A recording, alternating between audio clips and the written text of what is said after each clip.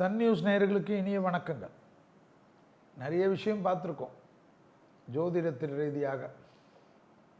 அதில் இந்த ஆடி மாதம் தான் ரொம்ப ஸ்பெஷல் மாதங்கள். புரட்டாசினா பெருமாள்,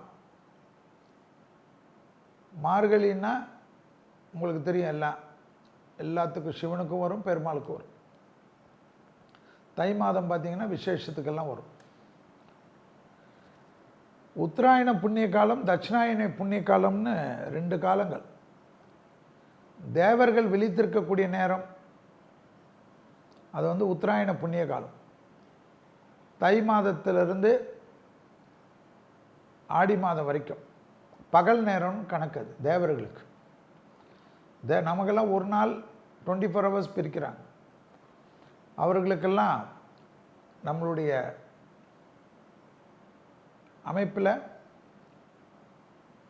தை மாதத்திலேருந்து ஆடி மாதம் வரைக்கும் தேவர்களுடைய பகல் நேரமாக கொண்டு வராங்க.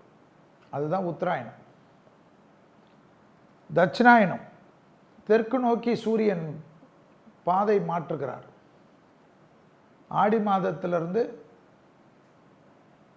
மார்கழி முடிகிற வரையில், தை பிறக்கிற வரையில் தெற்கு, அதாவது பகை வீட்டில் சூரியன், சந்திரன் வீட்டுக்கு சூரியன் வரக்கூடிய மாதம், கடகத்துக்கு சூரியன் வரக்கூடிய மாதம் தான் ஆடி மாதம்.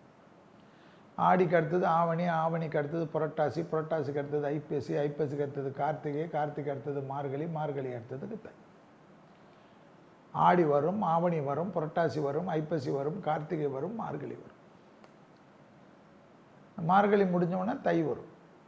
அது சூரியனுடைய பாதை மாற்றம். இந்த தட்சிணாயனம் ஆரம்பிக்கக்கூடிய நாளில் இரவு நேரம் தேவர்களுக்குன்றதுனால அந்த எல்லா நாளும் பிரதோஷமாக கணக்கிடப்படுகிறது. அந்த பிரதோஷத்தில் குறிப்பாக அந்த ஆடி மாதம் ரொம்ப விசேஷம். அதனால தான் அந்த மாதத்தில் நோய் பரவக்கூடிய மாதம், காற்று மாசுபடக்கூடிய மாதம்னு கண்டுபிடிச்சாங்க நம்ம முன்னோர்கள். அதனால தான் அந்த மாதத்தில் நீங்கள் பார்த்தீங்கன்னா தெற்கில் சூரியன் அமைப்பு செல்வதனால் காற்றெல்லாம் தாறுமாறாக இருக்கும். ஆடி காற்றில் அம்மியும் பறக்கும்னு பாருங்க. அந்த காலத்திலலாம் உங்களுக்கு பெரிய விஞ்ஞான வளர்ச்சியெல்லாம் கிடையாது. இந்த நோய் கிருமிகள்லாம் எளிதாக பரவும்.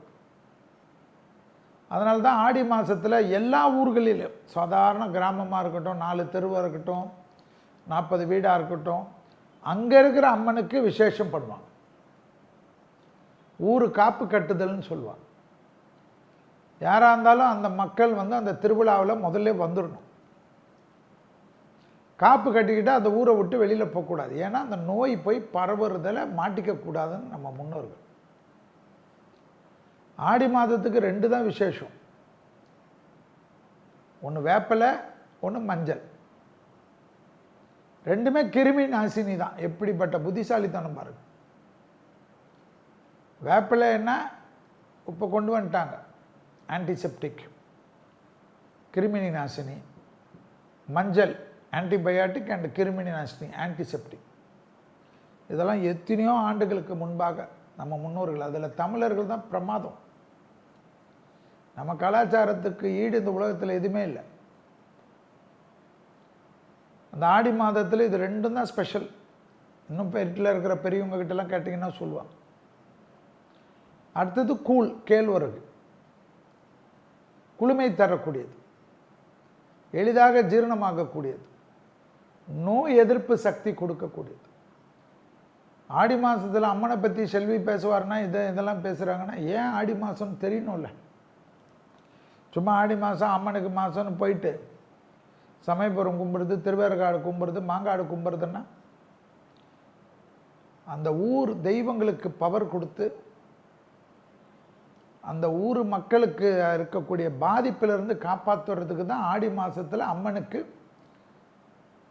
ஏன்னா அசுரர்கள் வளர்ச்சி அடைவார்கள். அசுரர்கள்னால் யார்? நோய், கெட்டவர்கள். அதனால தான் ஆடி மாதத்தில் உலகத்தில் நிறைய சேதங்கள் வரும். பெரும் தலைவர்களது விபத்துகள், ஆடி மாதம் வரதுக்குள்ளே பார்த்தீங்கல்ல, அமெரிக்காலாம் வெள்ளங்கள்லாம் வந்து அடி, நிலநடுக்கங்கள் எல்லா இடத்துலையும் வரும். பெரிய பிரச்சனை எல்லாம் இருக்குது, அதெல்லாம் பார்ப்போம். இதெல்லாம் வந்து விசேஷம். ஆடி மாதத்தில் பீடை மாதம்னு சொல்லுவாங்க. என்னை பொறுத்தவரைக்கும் சொன்னவன் வாயில் தான் தர்பை போட்டு பொசுக்கணும். அம்மன் பீடங்களுக்கெல்லாம் மரியாதை வரும். அம்மன் வந்து சக்தி பீடம் தானே, அம்மன்லாம் ஸ்ரீ சக்கர பீடம், சக்தி பீடம். அம்மன் பீடங்களுக்கு மரியாதை, அதாவது தவம் கிடைக்கக்கூடியதான், பலம் கிடைக்கக்கூடியது. அம்மன் பீடங்களுக்கு உருவாகக்கூடிய பலத்தை வந்து, பீடங்களுக்கு பலமான மாதம் என்பதை தான் பீட மாதம்னு யாரோ அதை மாற்றி நம்ம ஆளுங்களை அதை கட்டியமாக பிடிச்சிக்கணும். ஆடி மாதத்தில் பார்த்தீங்கன்னா நம்மால் தான் கல்யாணம்லாம் பண்ண மாட்டாங்க. ஏன்னா ஆடி மாதத்தில் பிரதோஷ காலம் என்ற பேர், அது தேவர்களுக்கு. பிரதோஷ காலம் என்றால் ஆடி மாதம் முழுவதும் மாலை நேரங்களில் பிரதோஷ காலம். ஆடி மாதத்தில் வந்து புருஷன் வீட்டிலேருந்து கல்யாணமான பொண்ணை கூட்டின்னு வந்து வீட்டில் வச்சுப்பாங்க. ஏன்னா அது போல் ஏன் வைக்கிறாங்கன்னா, குழந்தை வந்து பங்குனியிலும் சித்திரையிலும் வெயில் காலத்தில் பிறக்கும். அந்த காலத்தில் ஏசியெல்லாம் கிடையாது. குழந்தைகளுக்கு ஹீட் பபிள்ஸு, பாயில்ஸு, நோய்களுக்கு குழந்தை கஷ்டப்படுறது வெயில் காலத்தில்ன்றதுனால எல்லாமே ஒரு கால்குலேஷன் தான் அந்த காலத்தில் பண்ணாங்க. இந்த காலத்தில் தான் 2 டன் ஏசி வந்து 150 ஸ்கொயர் ஃபீட்லேயே போட்டுக்கிறீங்களே. ஸோ இதெல்லாம் காலத்தின்படி கொஞ்சம் கொஞ்சமாக மறுபிச்சு. அந்த காலத்தில் இதெல்லாம் விஞ்ஞானத்திற்குரிய சம்மந்தப்பட்டது தான். ஆடி மாதங்கள் பிரதோஷத்தினுடைய ஆரம்பம் என்பதனால்தான் இரவு நேரங்களில் எல்லா கோயில்களுக்கும் பலம். திருவிழாக்கள், ஆடியுடைய ஃபங்க்ஷன்லாம் நிறைய இருக்குது, சொல்கிறேன். ஸோ ஆடியில் தான் இந்த அமாவாசையில் ரொம்ப முக்கியம். மகாலய அமாவாசை, தை அமாவாசை, ஆடி அமாவாசை. சூரியன் தெற்கில் பயணம் பண்ணுற நேரத்தில் தான் அந்த தர்ப்பணம் செய்கிறதுல ரொம்ப விசேஷமாக, அன்னதானங்கள் செய்கிறதெல்லாம் ரொம்ப விசேஷமாக, தான தர்மங்கள் செய்வதெல்லாம் ரொம்ப விசேஷமாக. எப்பவுமே உத்தராயண காலத்தில் இருக்கக்கூடிய தான தர்மங்களோட தட்சிணாயத்தில் அவ்வளோ பலமாக எல்லா தேவர்களும் சந்தோஷமாக இருக்கக்கூடிய காலகட்டம். ரிஷிகளும் தேவர்களும் முனிவர்களும் தெய்வங்களும் சந்தோஷத்தில் இருக்கிறதுனால ஆத்ம ரீதியாக நமக்கு வந்து ஆசீர்வாதம்லாம் கிடைக்கும். அம்மன்களுக்கு தான் இரவு நேரம் குளுமையான நேரம் பலப்படுவதனால் அம்மன் சாந்த ரூபிகள் எல்லாம் ரொம்ப சந்தோஷமாக இருக்கிறனால தான் ஆடி மாதம் என்றால் அம்மன் மாதம். எல்லா விதமான அம்மன், அஷ்டலக்ஷ்மி கடாட்சம், தேவி, ஊரில் இருக்கக்கூடிய அத்தனை அம்மாவுக்கும் திருவிழா, அவர்கள் வசதிக்கு பண்ணுவாங்க. நீங்கள் ஃபஸ்ட்டு குலதெய்வத்துக்கு போகணும். ஆடி மாதம் எல்லா ராசியும் மேஷத்துலேருந்து மீனும், மேஷத்துலேருந்து ஒவ்வொருத்தர் தங்களுடைய 7வது நாள் 7வது ராசியாக வரக்கூடியது, அந்த நாளை பிடிச்சிக்கணுமா ஆடி மாதத்தில். மேஷம்னா மேஷத்துக்கு எது 7வது ராசி? துலாம். வெள்ளிக்கிழமை, வெள்ளிக்கிழமை ஏதாவது ஒரு கோயிலுக்குள்ளே போயிடும். ரிஷபத்துக்கு 7வது ராசி எது? விருச்சகம். செவ்வாய்க்கிழமை பிடிச்சிடணும். மிதனத்துக்கு 7வது ராசி எது? தனுசு. தனுசு ராசி, தனுசுனா வேலன். ஸோ வேலைக்கிழமை கோயிலில் போயிடும். கடகத்துக்கு 7வது ராசி என்ன? மகரம். 7வது சனி, மகரம்னா சனி, சனிக்கிழமை கோயிலில் போயிடணும் ஆடி மாதம். சிம்மத்துக்கு 7வது ராசி என்ன? கும்பம். அப்போ ஃபேமிலியோடு எப்போ போகணும்? சனிக்கிழமை தான், கும்பம்னாலும். கன்னிக்கு 7வது ராசி என்ன? மீனம். மீனம்னா குரு, வேலைக்கிழமை ஏதாவது ஒரு அம்மன் கோயிலுக்கு போயிடணும். துலாத்துக்கு 7வது ராசி என்ன? மேஷம். செவ்வாய்க்கிழமை போயிடணும் ஏதாவது கோயிலுக்கு. விருச்சகத்துக்கு 7வது ராசி என்ன? ரிஷபம். ரிஷபம்னா யார்? வெள்ளிக்கிழமை, சுக்கிரன். ஸோ வெள்ளிக்கிழமை போயிடணும். தனுசுக்கு 7வது ராசி என்ன? மிதுனம். புதன்கிழமை ஏதாவது ஒரு கோயிலுக்கு போயிடணும். மகரத்துக்கு 7வது ராசி என்ன? திங்கட்கிழமை. திங்கக்கிழமை ஃபேமிலியோட ஒரு அம்மனை பார்க்க போயிடும்.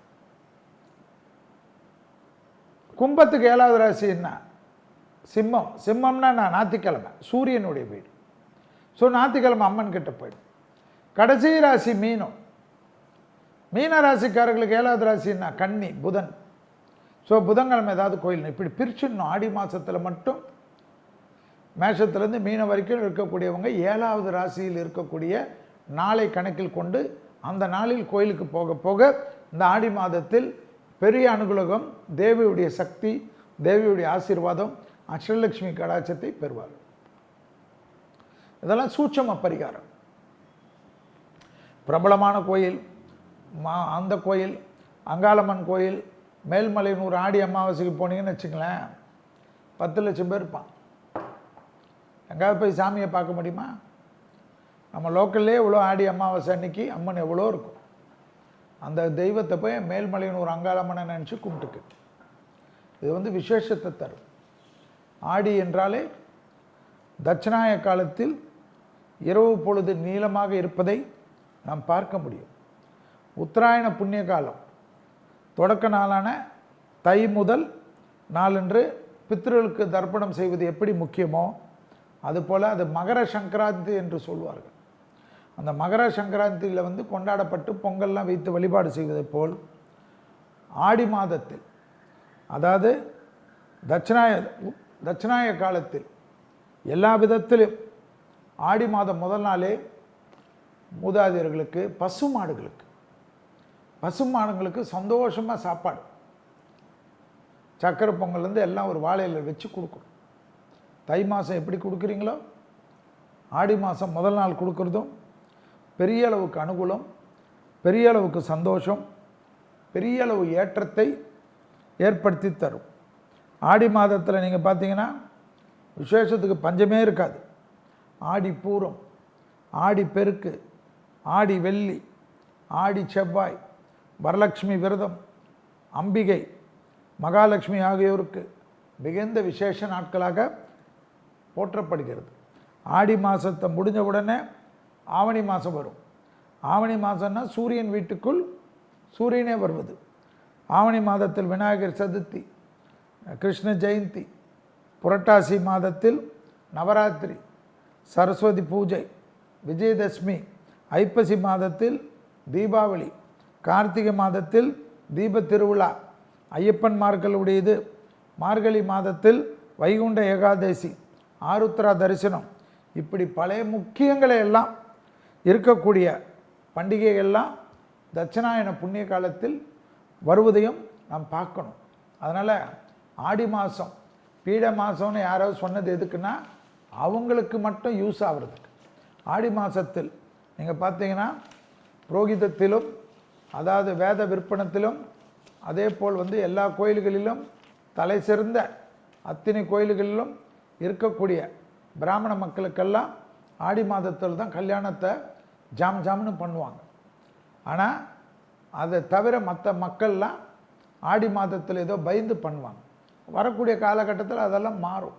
ஏன்னா அந்த காலகட்டத்தில் அதெல்லாம் சில விஷயங்கள் வைத்தார்கள். ஆடி மாதமும் ஏன்னா இவ்வளோ விசேஷம் நடக்குது. ஆடி பூரத்தோடு வேறு என்ன விசேஷம் வேணும்? ஆடி கிருத்திகையோடு என்ன விசேஷம் வேணும்? ஆடி அமாவாசையோடு என்னென்ன விசேஷம் வேணும்? உங்களுக்கு எல்லாமே ஆடினாவே பார்த்திங்கன்னா அப்படியே கேலண்டரில் பார்த்திங்கன்னா எல்லாமே விசேஷமாக தான் இருக்கும். அம்மனுங்களுக்கு விசேஷம், தாய்க்கு விசேஷம் இருக்கக்கூடிய மாதத்தோட வேறு எந்த மாதமும் நம்மளை காப்பாற்றும். அதனால் தைரியமாக ஆடிப்பெருக்குன்னு இருக்குது. ஆடிப்பெருக்கு என்னைக்கு? ஆடி 18. இந்த ஆடி 18 நாள் பார்க்கக்கூடாது, மரண யோகம் பார்க்கக்கூடாது, எதுவுமே பார்க்கக்கூடாது. எந்த காரியம் புது காரியம் ஆரம்பிக்கிறதெல்லாம் ஓஹோன்னு வளரும், ஞாபகம் வச்சுக்கோங்க. ஆனால் நம்ம என்ன பண்ணுறோம், ஸ்டேட்டஸில் ஆடிக்காரை போட்டு ஆடிப்பெருக்கு நல்வாழ்த்துன்னு போடுறோம். அப்படி கிடையாது. அந்த ஆடி 18 ஒரு வருடத்திலே ஒரு நாள் தான் வரும். அவ்வளோ பெரிய விசேஷம். எப்படி அக்ஷய திருதிக்கு மட்டும் போய் நகை வாங்குறீங்களோ அதுபோல் ஆடிப்பெருக்கில் அரிசி பருப்பு வாங்குங்க, கல் உப்பு வாங்குங்க, கோயிலுகளுக்கு அன்னதானத்துக்கு கொடுங்க, கோசாலாக்கு பசுமாடுகளுக்கு கொடுங்க, நகை வாங்குங்க, வெள்ளி வாங்குங்க. உடனே செல்வி நகை கடைக்காரங்களுக்கு ஆடி பெருக்க பெருசாக பண்ணி விட்டாரு, இந்த ஆடிப்பெருக்கில் எல்லாம் நான் என்ன சொல்கிறேன், உங்களுக்கு தானே அது. நீங்கள் நகை வாங்கினாலும் உங்கள் வீட்டுக்கு தானே எடுத்துன்னு போக போகிறீங்க, நகை கடைக்காரருக்கு கொடுத்துட்டு வர போகிறீங்க. ஸோ உங்களுக்கு ஒரு சேமிப்பு வரட்டும். குழந்தைங்களுக்கு இந்த நம்மளுடைய பேங்க்லேயோ அல்லது போஸ்டல் ஆஃபீஸ்லேயோ ஆடிப்பெருக்கு அன்னைக்கு ஆர்டி போடுங்க. அதே போல் படிக்கிறதுக்கு ஏதாவது ஒரு வித்தைகளை கற்றுக் கொடுக்கறதுக்கு ஆடி 18 இந்த வாட்டி ஞாயிற்றுக்கிழமை தான் வருது. இந்த ஆடிப்பெருக்கு அன்னைக்கு கண்டிப்பாக ஒரு குருக்கிட்ட போய் ஆசீர்வாதம் வாங்கி அவங்கள ஒரு கோச்சிங் சேர்ந்து விடுங்க. ஜிம்மு போகணுன்னு ரொம்ப நாள் கனவுல இருந்தீங்களா, ஆடிப்பெருக்கு அன்னைக்கு போங்க. கம்ப்யூட்டர் கற்றுக்கணுன்னு பார்த்தீங்களா, ஃபோனை வேறு மாற்றணும்னு நினச்சிங்களா, வேறு ஒரு படிப்புக்கு போடணும்னு நினச்சிங்களா, ஆடிப்பெருக்கு அன்னைக்கு கையெழுத்து போடுங்க. அட்சய திருதியே பார்க்குறீங்களே, அட்சய திருதியோட 1000 மடங்கு வலிமையானது ஆடிப்பெருக்கு என்பதை ஞாபகத்தில் வச்சுக்கோங்க, மைண்ட் செட்டில் வச்சுக்கோங்க. ஸோ ஆடி மாதத்தில் பார்த்தீங்கன்னா ஆடி மாதத்தினுடைய பலன்லே ரொம்ப இருக்குது. ஆடி மாதம் 1ஆம் நாள் என்றைக்கு வருதுன்னு பார்க்கணுமா, அதாவது எந்த கிழமையில் அமையிறதுன்னு பார்க்கணுமா, அது விசேஷமாக ரொம்ப ரொம்ப முக்கியம். அந்த மாதிரி பார்த்திங்கன்னா இந்த ஆடி 1ஆம் தேதி வர்றது வேலைக்கிழமை, அதாவது இந்த 17/7/2025 16/8/2025 தான் இந்த ஆடி மாதம். அதில் வந்து இந்த முதல் நாளில் வச்சு தான் அதனுடைய பஞ்சாங்கத்தின் குறிப்புப்படி பார்த்திங்கன்னா மழையின் அளவு அதிகரிக்குமா, உலகத்தில் பெரும் அளவு வெள்ள பாதிப்புகள் ஏற்படுமா, தீயினால் காற்றினால் பெரும் சங்கடங்கள் ஏற்படுமா, அரசாங்கம் வரி விதிப்புகளில் வருமானம் அதிகமாக பெற்றாலும் மக்கள் கஷ்டப்படுவாங்களாம், சாலை விபத்துகள் அதிக அளவுக்கு காணப்படுமா, உலகம் முழுவதும் அவசியமற்ற விபத்துகள் காணப்படுமா, ஆகாய மார்க்க விபத்துகள், கடல் மார்க்க விபத்துகள், விமான விபத்துகள், விமானங்கள் மோதிக்கொள்வது போன்ற பாதிப்புகள்லாம் காணப்படுமா, இஸ்ரேல் பாலஸ்தீனத்தினுடைய கடுமையாக யாருமே நினைத்து பார்க்காத அளவுக்கு பாதிப்புகள் ஏற்படுமா, அதே போல் ரஷ்யாவுக்கு பெரும் நெருக்கடிகள் ஏற்படுமா, அயல்நாட்டிலும் எந்த ஊரிலும் சிறுபான்மையர் மக்களுக்கு அதீத கவனமாக இருக்க வேண்டுமா, இனக்கலவரங்கள் மதம் மோதல்கள் எல்லாமே இருக்குமா, ஆன்மீகத்துறையில் அதீதமான வளர்ச்சி பெறுவாங்களாம். ஏன்னா இந்த ஆடி முதல் நாள் என்னைக்கு பிறக்கிறதுன்னு பார்த்து கூட அதுக்கு ஒரு பஞ்சாங்கத்தில் பலன்கள் வச்சுருக்காங்க. அதே போல் இந்த மாதத்தில் வந்து நமக்கு ஆடி 1 இப்போ நம்ம பேசுகிறது என்றைக்கு, வேலைக்கிழமை. அடுத்ததாக பார்த்திங்கன்னா ஆடி மாதம் 5ஆம் நாள் எந்த கிழமையில் வருதுன்னு பார்க்கணுமா, அது திங்கக்கிழமையில் வருது. இந்த அமைப்பின்படி இந்த ஆண்டில் விவசாயம் பெருகும், கால்நடைகள் அபிரிதமான வளர்ச்சி ஏற்படும், தேல் பூரான் விஷ ஜந்துக்களால் அதிகமான பாதிப்புகள் வரும், நாய்க்கடிகளால் நிறைய பாதிப்புகள் ஏற்படும், வௌவால் கீரி தவளை போன்ற அதீதமான பெருக்கங்கள் காணப்படுமா, கம்பளி பூச்சி வெட்டுக்குழி போன்றவற்றால் பயிர்களுக்கு பாதிப்பு ஏற்படுமா, புதிய சட்டத்திட்டங்கள், தீவிரவாத தடுப்பு, தீவிரவாத தாக்குதல்கள் எல்லாம் உலகத்தில் பெருசாக பேசப்படுமா, திடீர்னு ஒன்றுமே இல்லாமல் இப்போ சாதாரணமாக ஒன்றுமே நிம்மதியாக இருந்த இடத்துல மலை பிரதேசங்களிலெல்லாம் பெரிய அளவுக்கு மலை சரிவுகள், பெரும் சங்கடங்கள், பெரும் துயரங்கள், அதாவது பெரிய கோயில்களுக்கெல்லாம் சொல்கிறோம்ல, பெரிய பெரிய கோயில்கள் மக்கள் லட்சக்கணக்கில் வர்றது, மலை கோயில்கள், அதே போல் வந்து நிறைய கோயில்கள், அதாவது அக்னியுடைய பூமி இருக்கக்கூடிய திருவண்ணாமலையெல்லாம் இந்த கோயில்களில் கூட்ட நெரிசல்கள், அங்காளம்மன் போன்ற இந்த அம்மன் கோயில்களெல்லாம் கூட்ட நெரிசலால் பெரிய பாதிப்புகள் ஏற்பட்டு நிறைய பேருக்கு உயிருக்கு, அதே எப்படி இதிலெல்லாம் நடந்தது இல்லையா நமக்கு கும்பமேளாலெல்லாம், அது போல் ஸ்டாம்பேட் ஆகிறதுக்கெல்லாம் சான்ஸாக ரொம்ப கவனமாக பார்த்து கொள்ளக்கூடிய நாள். அதாவது 1ஆம் நாள் ஆடி, 1ஆம் நாள் 5ஆவது நாள் எப்படின்னு பார்க்கணுமா. இந்த மாதத்தில் ஆடி கிருத்திகை, ஆடி பெருக்கு, ஆடி அமாவாசை, ஆடி பூரம், வரலட்சுமி விரதம் போல பல பண்டிகைகளும் இருக்கக்கூடிய ஆடியை வந்து பீடை மாதம் என்று உங்கள் வாயில் கூட சொல்லக்கூடாதாம். ஆடி மாதம்தான் அதிர்ஷ்டத்தை தரக்கூடிய மாதம். ஆடி மாதம் பீடை மாதம்னா உங்களுக்கு தான் பீடை பிடிக்கும். தயவுசெய்து அது வந்து பீடம், அம்பிகைக்கு உரிய ஸ்ரீ சக்கர பீடத்தில் அமர்ந்து ஆட்சி செய்யும் மாதமே ஆடி மாதம். அதனால் அம்மன் வந்து ஸ்ரீ சக்கர பீடத்தில் தானே இருப்பாங்க. அப்போது ஸ்ரீ சக்கரத்துக்கு உண்டான பலம் தானே பார்க்கணும். அந்த சமயத்தில் ஸ்ரீ சக்கர பீடத்தினுடைய மகிமையால் ஆடி மாதத்தில் எல்லா காரியங்களும் சூப்பராக இருக்கும். நிலம் வாங்கினா வாங்குங்க, வண்டி வாங்கினா வாங்கணுங்க. இந்த ஆடி மாதம் வரைக்கும் வெயிட் பண்ணிங்கன்னு வச்சுக்கோங்க, அந்த பலனை அந்த பணம் வேறு எதுக்காவது இப்போ மெடிக்கலுக்கு இல்லைன்னா எவனையாவது பக்கத்தில் சொந்தக்காரங்க இல்லைன்னா உறவுக்காரங்க ஆட்டையை போட்டுட்டு இழுத்துன்னு போயிடுவானுங்க. அப்புறமா ஐயோ போச்சேன்னு புலம்புவீங்க. அதெல்லாம் இல்லாமல் நல்ல நாள் பார்த்து ஆடி மாதத்துலேயே எவ்வளோ நல்ல நாள் அது இல்லாமல் நான் சொன்னேன் ஆடி பெருக்கோட வேறு என்ன வேணும், எவ்வளோ நல்லது, எத்தனை விதமான நல்லது. ஆடி அமாவாசை இந்த வருஷம் 24/7/2025 அமாவாசைனா எல்லாருக்கும் தெரியும். சூரியனும் சந்திரனும் நேர்கோட்டில் சந்திக்கக்கூடிய நாள். பித்திருக்காரகன் சூரியன், மாத்திருக்காரகன் சந்திரனும் சந்திக்கக்கூடிய தினம். அன்றைய தினமும் முன்னோர்களுக்கு உரிய பித்திருக்காரியங்களை செய்கிறது அவசியம்னு சாஸ்திரம் சொல்லுது. அதனால் மாதம் மாதம் வரக்கூடிய அமாவாசை தினத்தில் பிதர் பூஜை செய்ய முடியாதவங்க ஆடி அமாவாசை, தை அமாவாசை, புரட்டாசியில் வரக்கூடிய மகால அமாவாசைகளை தினங்களில் செய்வது தான் விசேஷமாக காணப்படுகிறது. ஆடி மாதம் தட்சிணாய புண்ணிய காலத்தின் தொடக்கம். அதாவது பித்ருக்களுக்கு உரிய தென் திசையில் சூரியன் பயணிக்கக்கூடிய காலகட்டம்.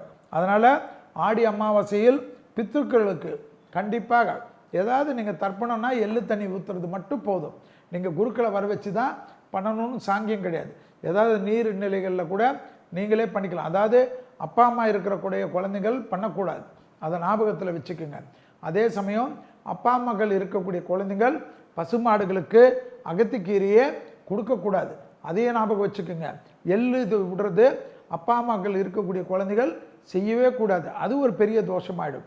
உங்கள் குடும்பத்தில் பெரியவங்க ஆடி அமாவாசைக்கு கோயில்களுக்கு பச்சரிசி, மிளகு, சீரகம், கல் உப்பு, அன்னதானத்துக்கு உண்டான பொருள்கள் அனாத ஆசிரமங்களுக்கு கொடுக்கறது, பெரிய தாய்மார்களுக்கு நல்ல புடவை, அதாவது 100 புடவை கொடுத்து அதை போட்டு கட்டி காலையில் பார்க்குறதுக்குள்ளே நாராக இருக்கிறதோட ஒரு புடவை கொடுத்தாலும் அவங்களுக்கு காலம் ஃபுல்லாக வரக்கூடிய 5 வருஷமாவது அந்த புடவை நல்லா வரக்கூடிய அளவுக்கு சந்தோஷமான புடவை கொடுக்கறதெல்லாம் ஆடி மாதத்தில் விசேஷம். பசுமாடுகளுக்கு உணவளிப்பது, பெரியவர்களுக்கு உண்டான கம்பளி துணி, கொடையெல்லாம் கொடுக்கலாமா.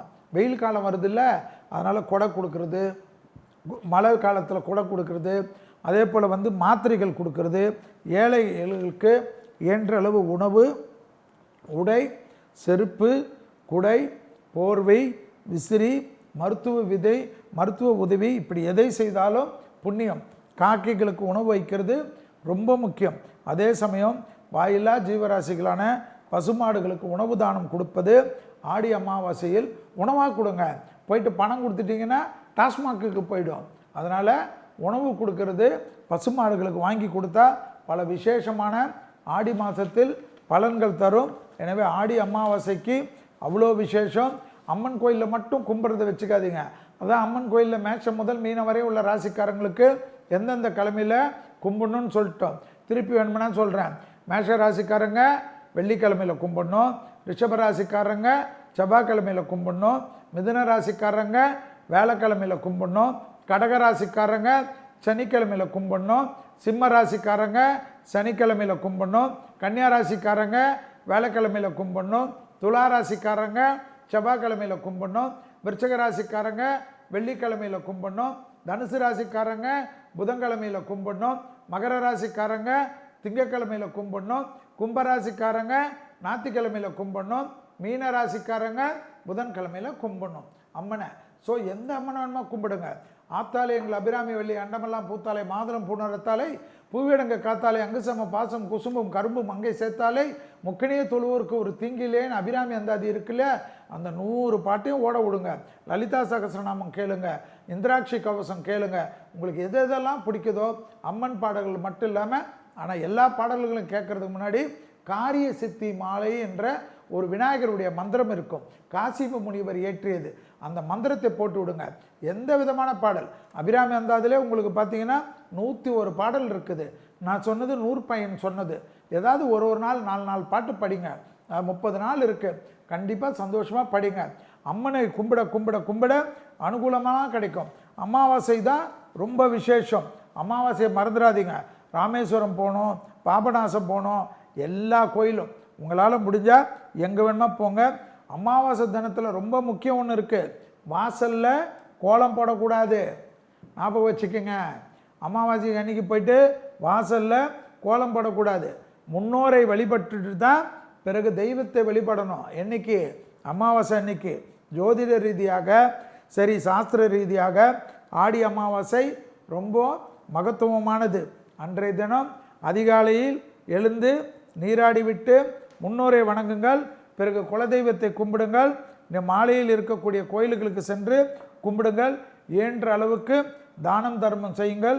உங்கள் ஜாதகத்தில் பூர்வ புண்ணிய தான தோஷம், பிதிரு தோஷம், எல்லா தோஷமும் நீங்கணும்னா ஜோசியத்தில் ஓமம் வளர்க்குறதோட, ஆடி அமாவாசைக்கு போயிட்டு தர்ப்பணம் பண்ணுறதோட, அன்னதானம் செய்கிறது, பசுமாடுகளுக்கு உதவு பண்ணுறதெல்லாம் ரொம்ப முக்கியம்.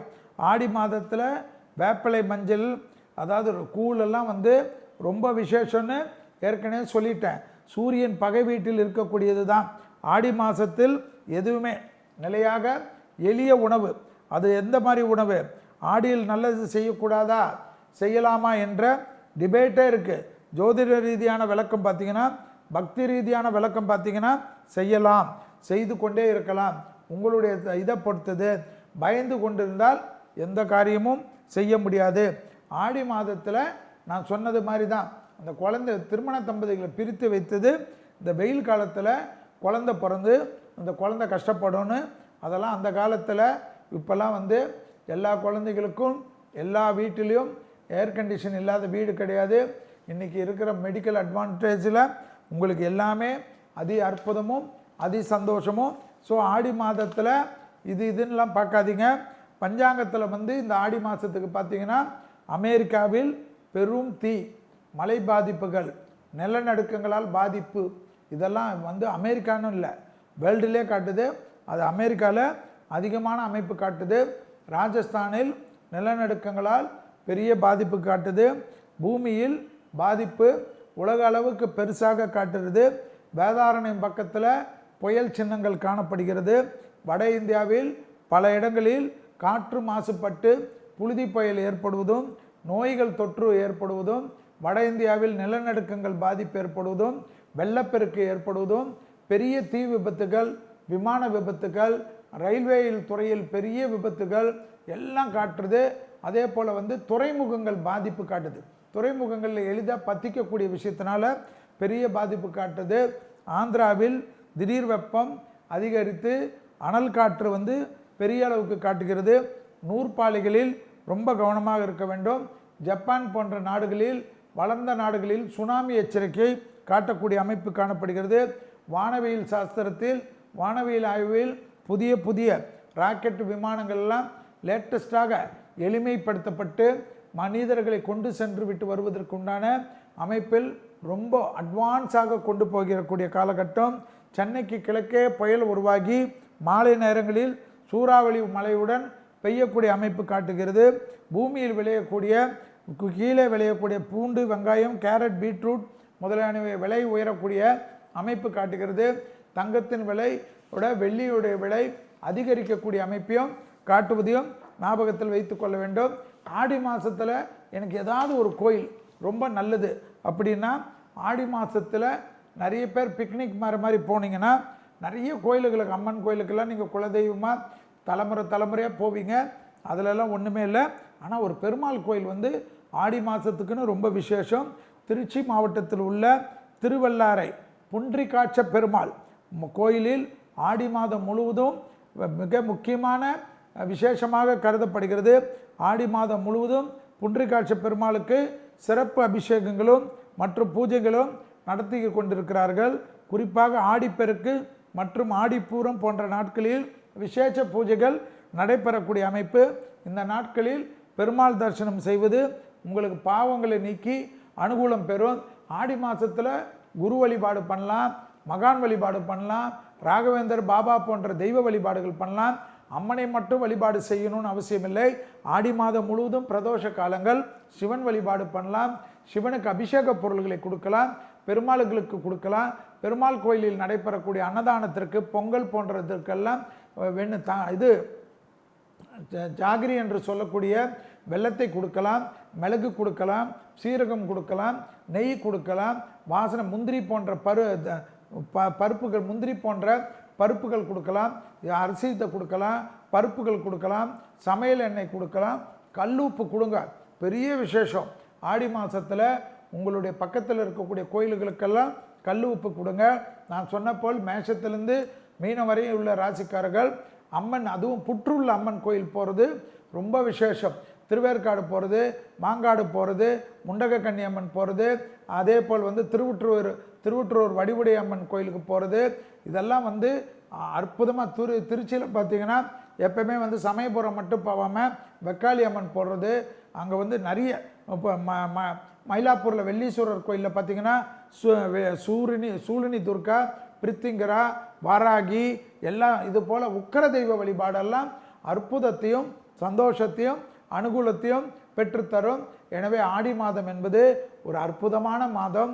சன் நியூஸ் நேயர்கள் அனைவரும் இந்த ஆடி மாதத்தில் உங்கள் குலதெய்வத்துக்கு முக்கியத்துவம் கொடுத்து, தான தர்மங்களுக்கு முக்கியத்துவம் கொடுத்து, ஆடி அமாவாசைக்கு குடும்பத்தில் இருக்கக்கூடிய பெரியவர்களோ அல்லது நீங்கள் குழந்தைகளாக இருந்தாலும் கோயில்களுக்கு உப்பு, மிளகு, சீரகம் போன்ற அன்னதான பொருள்கள் வாங்கி கொடுப்பது, பெரியவர்களுக்கு வயது முதிர்ந்தவர்களுக்கு மருந்து மாத்திரைகள் வாங்கி கொடுப்பது, நோய்களுக்கு உண்டான க்ரீம் வாங்கி கொடுப்பது, டாக்டர் பரிந்துரைந்த கீம் நீங்களே ஏதாவது வாங்கி கொடுத்துட்டு செல்வி சொன்னார்னு சொன்னீங்கன்னா நான் பொறுப்பு கிடையாது. அதனால் யாராருக்கெல்லாம் என்ன தேவையோ சேரீ வாங்கி கொடுக்கறது, வேஷ்டி வாங்கி கொடுக்கறது, நல்ல கம்பளி வாங்கி கொடுப்பது, பெட்ஷீட் வாங்கி கொடுப்பது, கொடைகள் வாங்கி கொடுப்பது, செருப்பு வாங்கி கொடுப்பது போன்ற தானம் செய்ய செய்ய ஆடி மாதத்தில் பெரிய அளவு அனுகூலமும் அஷ்டலட்சுமி கடாட்சமும் நீங்கள் எல்லோரும் பெற வேண்டும் என்று கேட்டுக்கொண்டு இந்த வாய்ப்பு நல்கிய சன் நியூஸ் நிர்வாகத்திற்கும் அனைத்து மக்களுக்கும் நன்றி கூறி விடைபெற்றுக் கொள்கின்றேன். நன்றி, வணக்கம்.